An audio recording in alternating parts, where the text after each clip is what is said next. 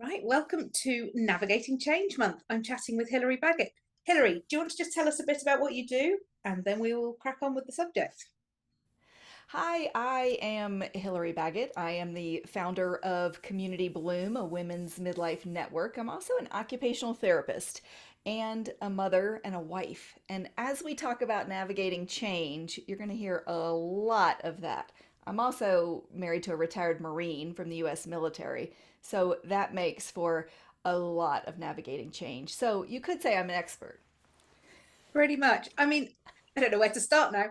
Um, so I'm going to start with your occupational therapist part of your life. I mean, you are literally helping people to make changes.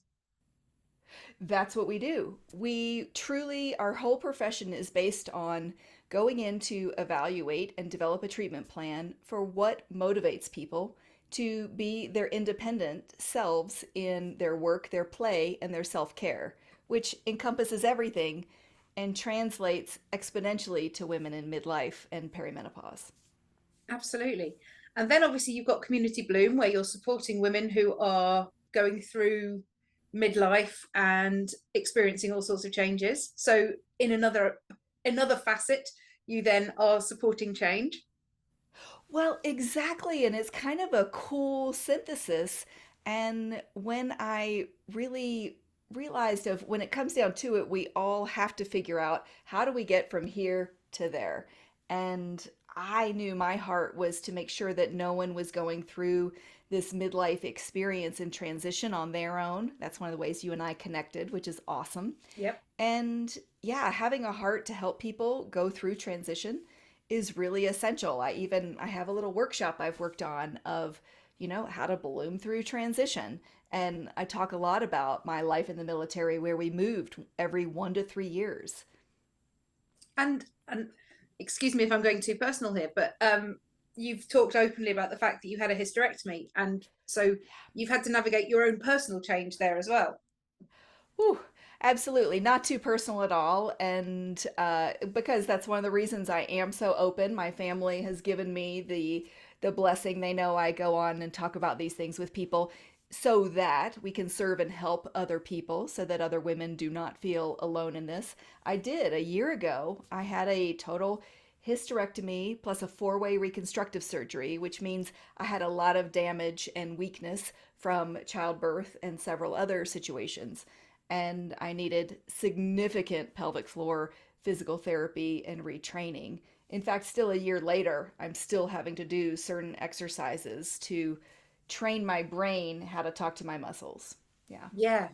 So I mean, right. Uh, we've established that you know lots about change. So, what advice would you give to people watching this who are maybe coming into perimenopause and thinking, "Whoa, everything's different. How? What? Oh my God, I can't get a handle on any of it." Where do you suggest people start? Well, I think that's a really important conversation, and that's why we're having it today. Because the first thing is recognizing that awareness of like, whoa, put the brakes on. What is going on with me? And we've had many of these conversations, right? Of like, Perry, what is happening to me? And the book you've written. And I think for people just to be able to identify that they're going through these changes is really step one. And then the next one is slowing down, and there are going to be some things that are going to have to change in order for you to move forward. Not kidding. And I'm not saying that everyone watching this or everyone going through perimenopause has to completely change how they move, what they eat, give up their jobs, all of that. But what I'm saying is it possible to consider to allow space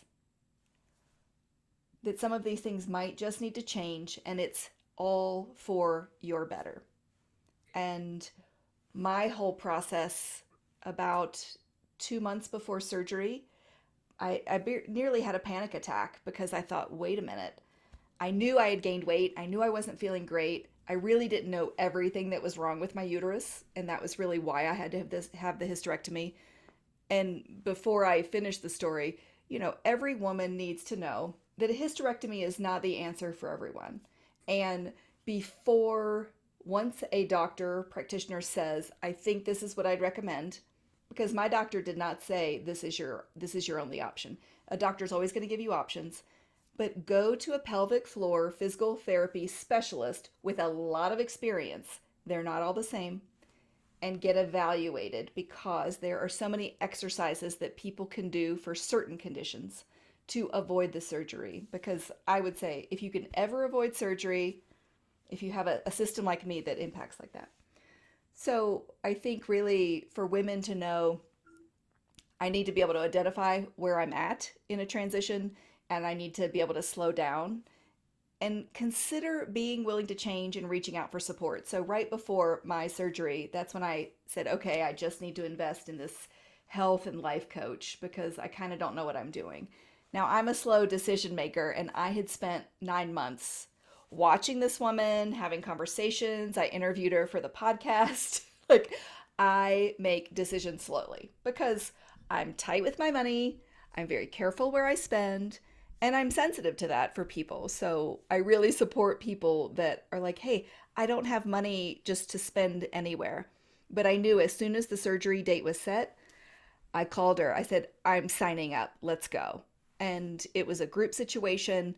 I did end up losing 9 pounds during the process, but the biggest benefit was changing my relationship and mindset with food and my self care and being really honest with myself. And anytime we're navigating change, we have to be honest and real with ourselves. What does my body really need? Not what does my stomach want? Yeah. Yeah. I mean, that's a whole other thing. And then we start getting into kind of emotional eating and things where we think we're craving all the sweet stuff, but actually what we need is a hug maybe, or some support, or yeah.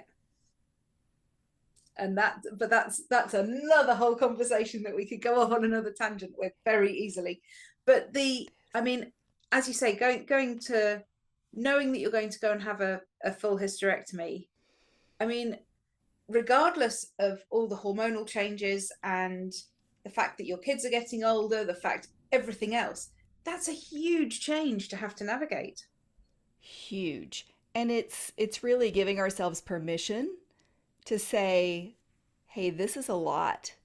And what I would encourage women is that really, when it comes down to it, the only thing that matters is your physical, mental, emotional health and wellness. Yeah. And when I went away to the beach for a week, the April before my surgery, I didn't know I needed a surgery, but I knew I needed to get away. And everything I wrote out and journaled about led me to everything comes down to my health. So, why am I not doing whatever it takes to be healthy? And I made mistakes too. I want women to know I signed up for this like health wellness coaching. Well, I went to deprive myself. Well, I was grieving. I was grieving food and sugar and alcohol and caffeine. And my coach said, I didn't ask you to give up all that.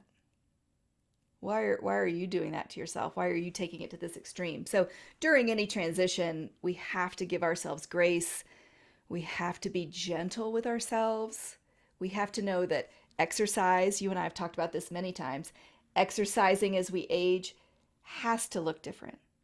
I don't need to go run a half marathon. And believe me, I don't. I don't even try. But that used to be my goal. 10 years ago, I thought, oh, I'm going to do a half marathon. Oh, I only have a month to train. Okay. And I did. And I did it.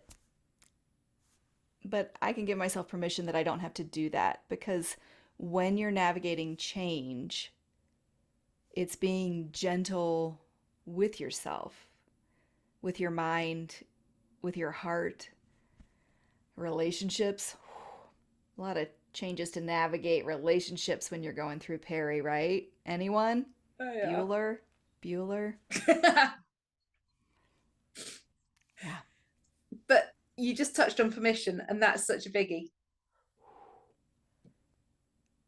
It's huge. I mean, I know I've been waiting. I've been waiting for the grown-ups to come in and to give me out my permission slips for all these things. And it's the, oh, wait a minute. Hello, I'm 52.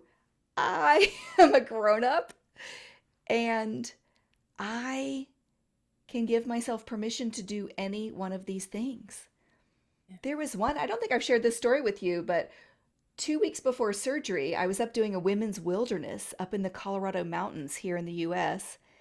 And I chose to do the beginner instead of the advanced and expert, even though I kind of thought I was that. And I thought, you know what, just to be safe, I'm 2 weeks before surgery. I better just be safe. Well, we ended up doing the same thing that the experts did. And it was supposed to be a mile in. I had to carry a backpack that was more than I should have been carrying for my preoperative state. And instead of a 1 hour walk along a river, it was 4.5 hours up the mountain. In the rain, temperatures dropped, hypothermia setting in for half the women in our group. We got tents up. I was helping other people because I'm a hard charger. I'm not going to stop. I am going to subvert or push down anything that my body needs or my mind needs because I'm going to make sure that this woman from Russia can get her tent up and she can get to sleep. I'm going to make sure that this woman has some food. I'm going to give her food because that's what we do as women so often. We're caretakers, taking care of everybody else.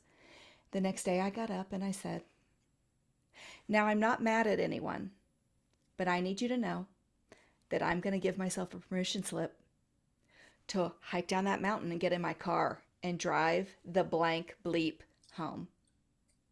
And I really did curse, but I don't want to do that here.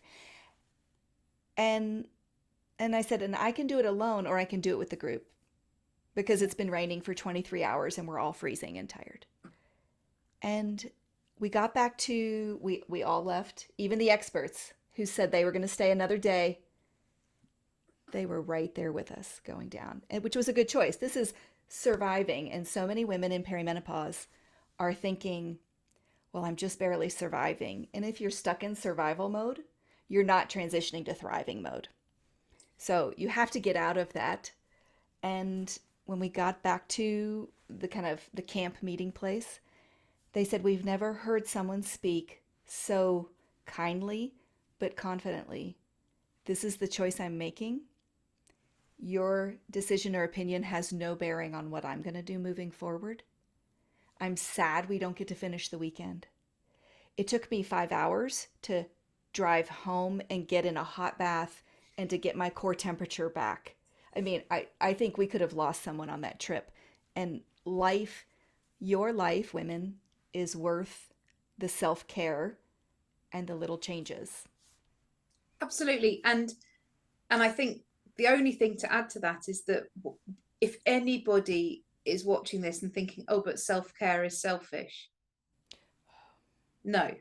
I mean, it is insofar as it's putting you first, which is what you kind of should be doing, because, you know, we run around after everybody else, and that's what we do through our 20s and 30s, and it's societally how we have to be, and blah, blah, blah, blah. And, you know, then everything starts changing with our hormones and our energy levels and our physique and everything. And yeah, self-care becomes incredibly important.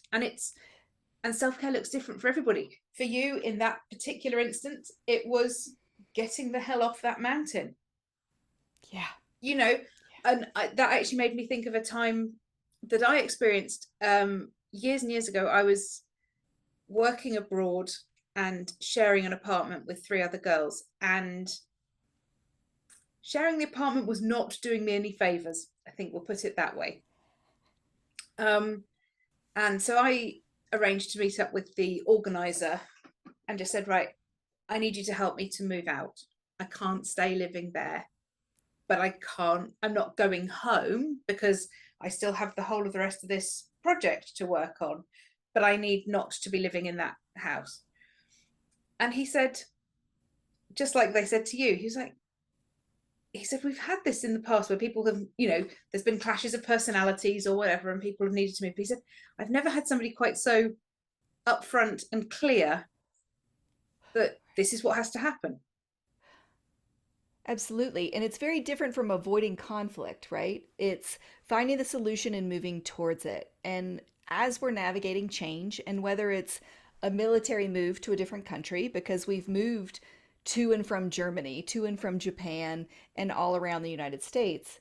And you have to give yourself permission to figure out, okay, what do I need in this moment? And for a military move, when we were transitioning, it's a 4 week process, and technically it's a 3 month process of just the physical. They have professional movers come in to pack you, but you still have to sort your stuff into 3 different types of shipments. Something that's express, it goes on a plane and it's a small crate. And that's just your essentials. Then there's things you carry with you, literally your luggage and the clothes on your back, sheets and towels sometimes. And then there's the slow stuff that goes over on the ship. And you have to decide in that. And you have to know where in your house or car, sometimes we would hide stuff in a car, like, okay, anything in the car is what's going in a suitcase, because sometimes it happens quickly. Sometimes you get 30 days notice for a move overseas. Wow. And you have to prioritize. And in that transition, you get really good at transitioning, and you get really good at letting go, and you get really good at shutting out all these demands for people. Well, now we want to see you. Now we want to make this happen. And it's like, well, I appreciate you so much that you want to meet us for dinner. If you want to stop by for an hour and bring a pizza, we can do that. Otherwise, we'll see you soon. Luckily, we're not dying, we're just moving, and we could be back. Yeah. And that absolutely sums it all up. All of it.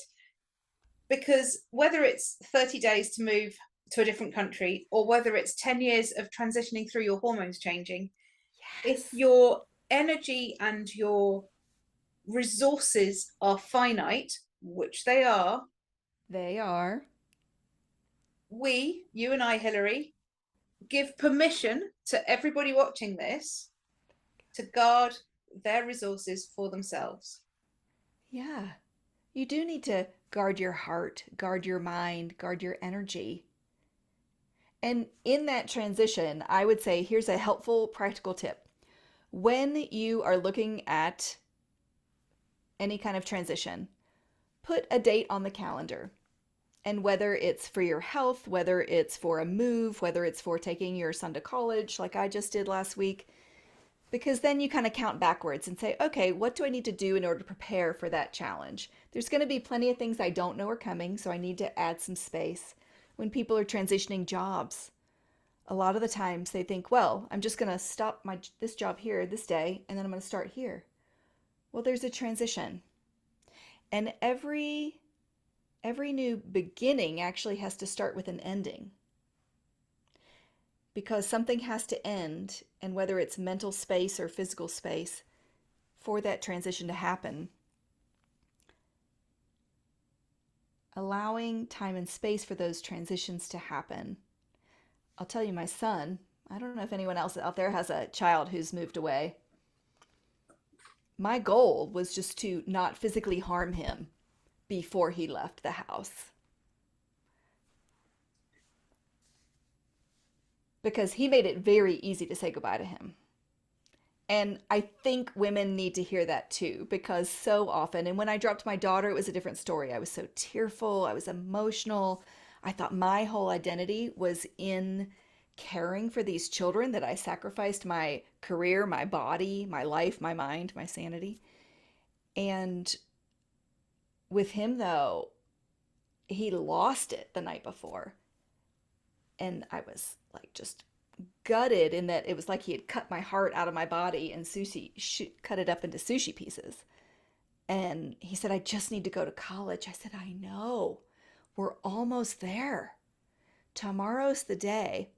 He was silent in the ride up there. He thought he and his friend were going to drive up together and drive themselves, and that we would just come and pick up the car to bring it home, Right. Yeah. because that's how it works. Uh-huh. Once we got up there, he let me help him unpack his room. He did as well. We made up his bed, and we thought, gosh, this might be the goodbye, because we had the meeting, kind of the convocation, where they bring them all together and make the announcement and present them. And there was a barbecue after, a lot of grilled meats, right? That's the American barbecue way. And He came up behind us at the barbecue. He found us. There's 1,600 students in this new class, and he found us and he sat with us. And I thought sometimes as women, we need to know to reflect and see, wait, I did make a successful transition. It wasn't easy. It wasn't very pretty. It's not the way I would have chosen to do it, but I made. But for him as well, that's a huge transition. And he ultimately at that barbecue, he wanted to just have a last little bit of what's safe before this big wide world opens up. And I think that's what so many of us hang on to at the start of perimenopause, certainly, and with the concept, the sort of the overarching concept of menopause, that it somehow means we're old and past it. I'm putting all of that in inverted commas intentionally because we're not.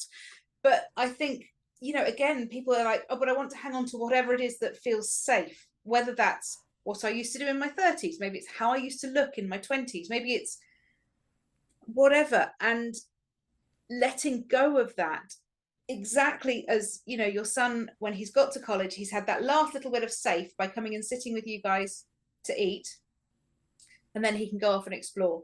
And all of us, we can have that last little bit of safe, but the rest of our lives are going to happen, so we're going to have to buckle up. Yeah. And you know, the thing I love about what you're doing with the Perimenopause Hub, and I don't know if I can mention the next project, so I'll be careful. Mum's the word, but it's exciting. And it's how do we support women in going through their changes? Because the greatest challenge of this age is that it's not just that we're going through hormonal changes, it's that our relationships and our partners or our spouses are also going through changes on varying degrees. We may or may not have children that are going through their changes, moving away, college, studying, trade schools, all those awesome things. Might be our jobs of like, man, if I can't concentrate because I've got brain fog, is this the right job for me? Before my surgery, before I found out everything was going on, I got a new job. And I was like, this technology and learning these new systems, I'm like, oh my gosh, why is this taking me so long?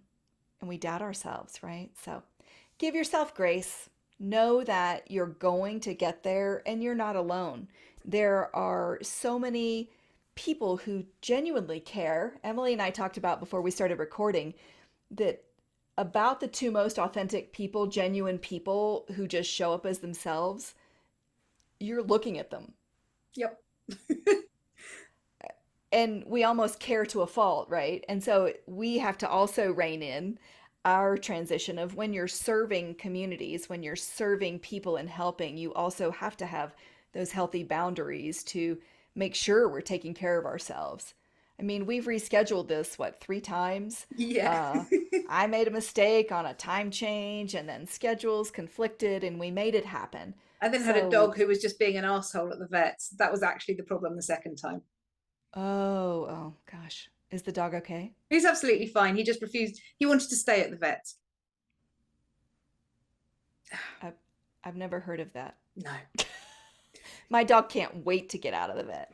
Yeah, no. Atan thought it was a great day trip and we were having fun. And I'm like, no, we need to go home now because I've got a call. And he's like, no, this day trip's really good fun. Let's stay. Anyway, I digress.